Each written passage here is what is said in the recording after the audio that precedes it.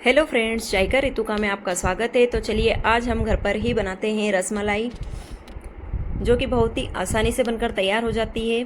आप भी मेरी ट्रिक से बनाइए तो आप भी एक बार में ही परफेक्ट रसमलाई बनाकर घर पर ही तैयार कर सकते हैं। और अभी तो गर्मियाँ चल रही है तो हमें कुछ ना कुछ ठंडा खाने को चाहिए ही रहता है, और बच्चों को भी कुछ ना कुछ ठंडा पसंद होता है। तो आप भी एक बार रसमलाई ज़रूर बनाकर ट्राई कीजिए, और हम इसी के अंदर रसमलाई और रसगुल्ले दोनों बनाकर तैयार करेंगे।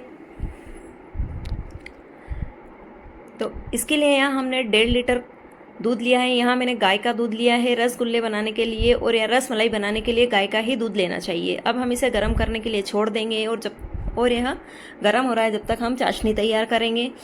तो यहाँ हमने 2 कटोरी चीनी ली है, और इसके अंदर हमने 5 कटोरी पानी डाला है। यहाँ मैंने कटोरी का मेज़रमेंट लिया है। यहाँ मैंने मेज़रमेंट कप का उपयोग नहीं किया है, क्योंकि मेज़रमेंट कप हर किसी के पास नहीं होता है, और कटोरी तो आसानी से हर किसी के पास अवेलेबल होती है, तो आपको समझने में इससे आसानी होगी। अब हम इसे चाशनी बनने के लिए छोड़ देंगे, और अब तक हमारा दूध भी गर्म हो चुका है, और इसे हमने ठंडा करने के लिए छोड़ दिया था। यहाँ हमें ठंडा बिल्कुल नहीं करना है, गर्म होने के बाद 5 मिनट के लिए छोड़ना है, और फिर अब हम इसे नींबू की सहायता से दूध को फाड़ लेंगे। इसे हमें थोड़ा थोड़ा करके नींबू का रस डालते जाना है, और इसे हिलाते जाना है। यहाँ मैंने एक पूरे नींबू का रस दूध को फाड़ने के लिए लिया है। इसे हम धीरे धीरे करके डालते जाएंगे और दूध को चलाते जाएंगे जब तक कि हमारा दूध पूरी तरह से अच्छे से फट नहीं जाता है। हमारा दूध अच्छे से फट चुका है।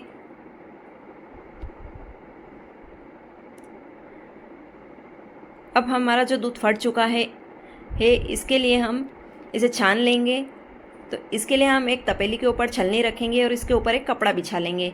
अब इसके ऊपर हमने जो हमारा दूध फाड़ा है उसे डाल देंगे, और इसे छान लेंगे। तो यह हमारा छेना बनकर तैयार है। अब हम इसे पानी से 3 से 4 पानी से अच्छे से वॉश कर लेंगे, जिससे कि इसमें हमने जो नींबू डाला था वह अच्छे से साफ़ हो जाए, और यह छेना अच्छा बनकर तैयार हो।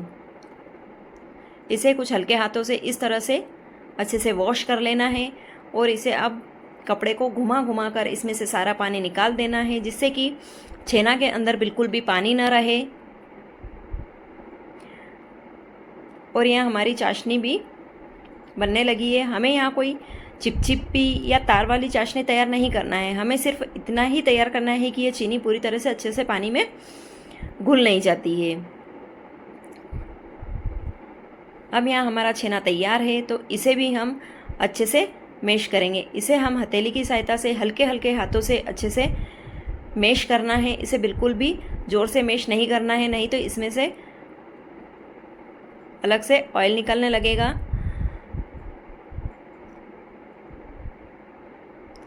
इसे कुछ हथेली से धीरे धीरे हल्के हल्के हाथों से मैश करना है, और इस मैश करने पर अच्छा सा सॉफ्ट सा डो तैयार हो जाएगा।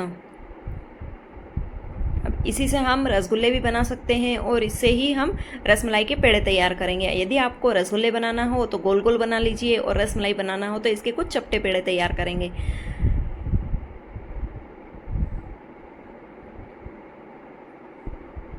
अब हम यहाँ इसके रसमलाई के पेड़े तैयार करेंगे। इसे हल्के हल्के हाथों से घुमाना है, और इसे थोड़ा सा हल्के हाथ से दबा देना है। अब हमारा जो पेड़ा है वो बिल्कुल भी फटा नहीं है आसपास से, मतलब हमारा छेना अच्छे से तैयार है। अब हम इसी तरह सारे पेड़े बनाकर तैयार कर लेंगे। तो हमारे सारे ही पेड़े बनकर तैयार हो चुके हैं, और यहाँ हमारी चाशनी में भी अच्छा सा उबाल आ चुका है। जब हमारी चाशनी अच्छे से उबल जाए तो इसके अंदर हम एक एक पेड़ा करके डालेंगे। पहले हम एक डाल कर देखेंगे कि यह चाशनी के अंदर फैल तो नहीं रहा है। तो यह हमने जैसे ही हमारे पेड़े को डाला तो ये चाशनी में तैरने लगा, मतलब हमारा पेड़े तैयार है। अब हम इसे एक एक करके सारे ही पेड़ों को इसके अंदर डाल देंगे, और इसे ढककर छोड़ देंगे। यह काम हमें गैस की फ्लेम को फुल पर ही रखना है और करना है, और इसे अच्छे से उबलने देना है। अब हम 5 मिनट बाद ढक्कन को खोलेंगे, और हल्के हल्के हाथों से इन्हें कुछ इस तरह नीचे की तरफ प्रेस करेंगे, और इसे हम फिर से ढक देंगे। यह हमारे पेड़े बहुत ही अच्छे से फूल चुके हैं। इनकी साइज़ बहुत ही अच्छी हो गई है। अब जब हमारी चाशनी हमें लगे कि गाढ़ी हो रही है तो इसके अंदर नॉर्मल वाला पानी एक चम्मच के अंदर लेकर कुछ इस तरह से छोड़ना है। तो ऐसे ही हम 3 से 4 चम्मच पानी इसके अंदर डाल देंगे और इसे 5 मिनट के लिए फिर से ढक देंगे। इन्हें हमें 15 से 20 मिनट के लिए उबालना है। जब यह पेड़े चाशनी के अंदर बैठने लगे मतलब हमारे रसमलाई के पेड़े तैयार है। तो अभी हम इसे 5 मिनट के लिए और ढक देंगे। अब हम देखेंगे कि हमारे पेड़े चाशनी के अंदर नीचे बैठ चुके हैं। अब ये ऊपर नहीं आ रहे हैं मतलब इस गैस की फ्लेम को बंद कर देंगे और इन्हें ठंडा होने देंगे।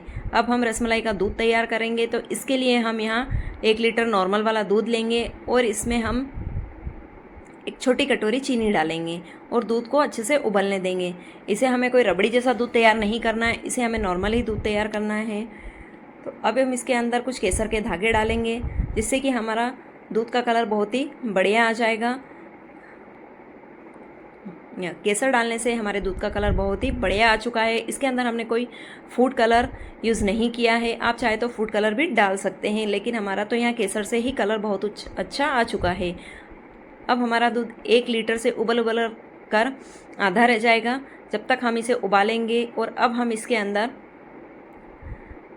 थोड़ी सी पिस्ता कतरन, थोड़ी सी बादाम की कतरन और 8 से 10 इलायची कूटकर डाल देंगे और गैस की फ्लेम को बंद कर देंगे। यह हमारा रसमलाई का दूध तैयार है। हमें इसे ज़्यादा गाढ़ा नहीं करना है, नहीं तो जब हम इसके अंदर रसमलाई के पेड़े डालेंगे तो वह दूध को एब्जॉर्ब नहीं कर सकेंगे। तो इसे भी हम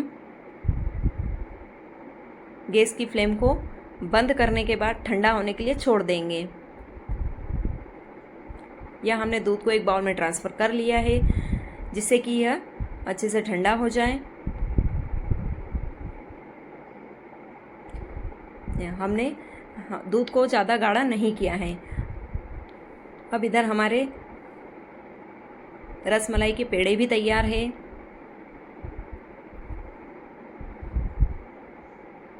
अब हम जब हमारा दूध ठंडा हो जाए तो इन पेड़ों को हल्का हल्का इनका रस निकाल कर इस दूध के अंदर डाल देंगे और इसे हम 3 से 4 घंटे के लिए छोड़ देंगे। अब यहाँ आप देख रही हैं कि एक बाउल में मैंने रसगुल्ले डाले हैं और एक में रसमलाई डाली है, क्योंकि मेरे बेटे को रसगुल्ले खाने थे और मेरी बेटी को रसमलाई खानी थी। तो मैंने जो रसमलाई बनानी थी उसे दूध के अंदर डाल दिया और रसगुल्ले खाने थे तो उन्हें चाशनी के अंदर ही रहने दिया। और दोनों को ठंडा करके मैंने यहाँ एक ही बार में 2 मिठाई तैयार कर ली है। तो आप भी इस तरह से बना सकते हैं और एंजॉय कर सकते हैं।